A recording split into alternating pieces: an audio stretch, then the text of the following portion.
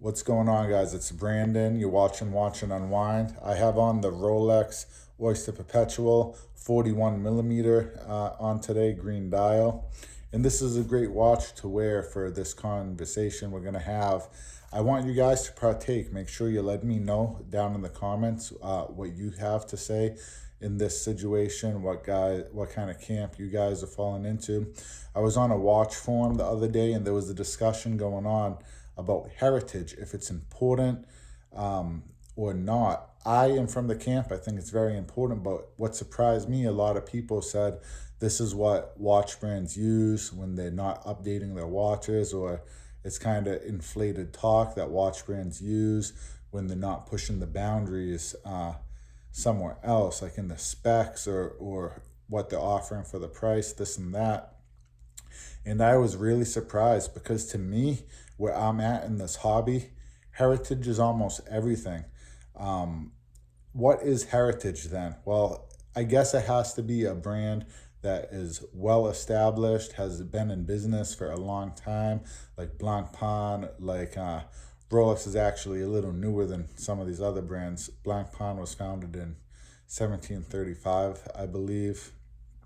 A lot of these brands, 1800s and so on, like Patek or Vacheron. Rolex, I think, is 1912. Don't quote me. I get all these numbers off the top of my head, so I could be a little off on some of these. But a brand that has been established for a long time, but just because they've been out for a long time, what have they actually done in the watch space? I would argue a brand like Vacheron, Blancpain, Rolex has done a lot more than maybe a brand like Baume and Mercier, who has still been around for a long time. But how many historical events have they had with that watch? Has that watch been to the moon? Has that watch been featured on prominent people's wrists throughout the years?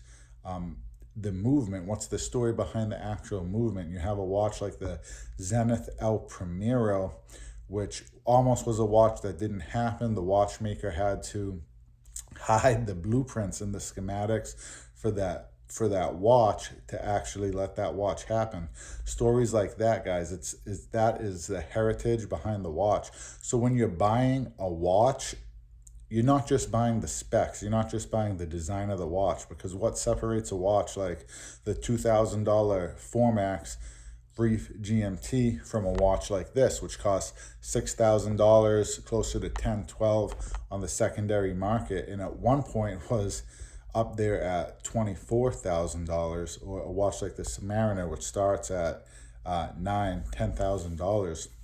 Because if we're just going spec for spec, level of detailing, Formax is up there with your Rolex, with your Omega, some of these big Swiss brands, Breitling. It's up there in terms of what they're offering, the looks, the detailing of the watch, of course, the COS certified chronometer. It's all there on this watch for $2,000. So why are we paying so much more for some of these other watches? Well, that's because they have a name behind them that they've built, that they're established. But it's not just the name, it's the history behind this watch. How many movies has this watch been featured in? What feats has this watch partaken in? Like, if you want an outdoors watch, you basically, everyone goes towards the Rolex Explorer, a watch that climbed Everest. No, that exact watch did not climb Everest. It was a different watch, and then the Explorer was built kind of to celebrate that. It was, I believe it was a day date that went up, and it was also a Smiths that went up. They both kind of, at the time, looked a little bit like how the Explorer looks now, and it was kind of changed a little bit. Don't quote me on that either, but these stories behind these watches, the Rolex Submariner has so much history behind it. Arguably the first dive watch. Some people say it's the Blancpain's 50 Fathoms, but the Rolex Submariner is such an iconic watch. James Bond's original watch. It's been featured in so many movies.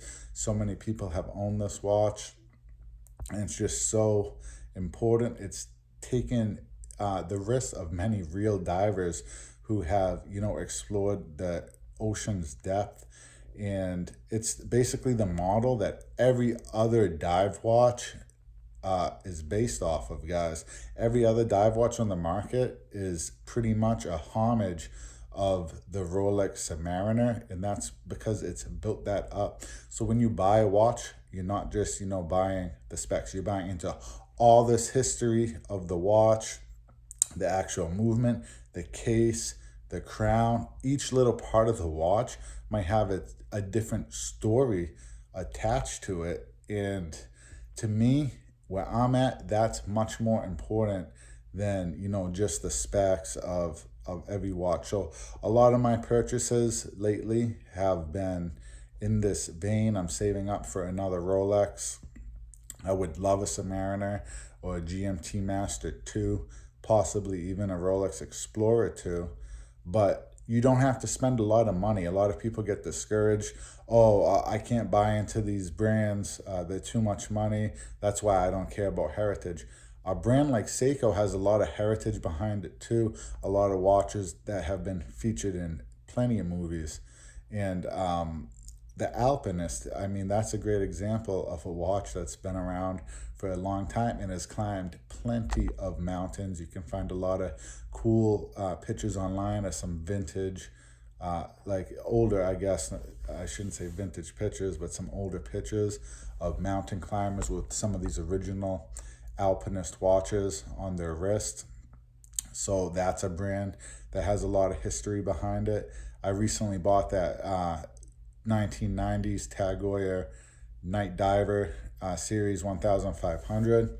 This is a watch very similar to the one that James Bond wore in The Living Daylight. So you don't have to spend a ton of money to have a Bond watch. You don't have to buy a brand new titanium Omega Seamaster Professional to have a Bond watch. You don't have to buy a Rolex Submariner.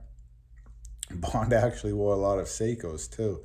So there's plenty of heritage that you guys can get into for a good price if you know what you're looking for. Even a brand like Hamilton or Ball. Ball's a brand. They are coming up in price and popularity as of late, and they have a lot of killer stuff, but the American Railroad system used so many of these Ball watches to keep that official railroad time, and that's just such a cool story. It's so neat. And I think that's kind of what makes the soul, the backbone of a lot of these watches, because watches are expensive. Any sane person would not be spending this type of money on this antiquated little object on your wrist that tells time, when your cell phone can tell time better than these watches. They're not just pieces of jewelry. They are works of art, absolute works of art. I'm going to just kind of spin it like this for the rest of the conversation, and let me know what you guys think as well. But there's some cool street artists out there. You go to these little fairs, whatever, the museum, up and coming street artists who have some really cool stuff, some graffiti work or whatever they're doing, and they're charging, $50,000, $100,000 for these paintings. They're cool. And art, that's not my thing. I don't buy art. I can appreciate why people like it, but they're commanding these high prices because of the detailing, the attention to detail. Everything is there. A lot of hard work goes into them, and that's great. That's cool. You can buy that, but it's not the same thing as buying an original art piece from Leonardo da Vinci because of the name of the man, like a watchmaker, or the history that is attached to that Da Vinci or a Picasso. These bigger names, because they have so much history and attached to that man, that watchmaker, that artist.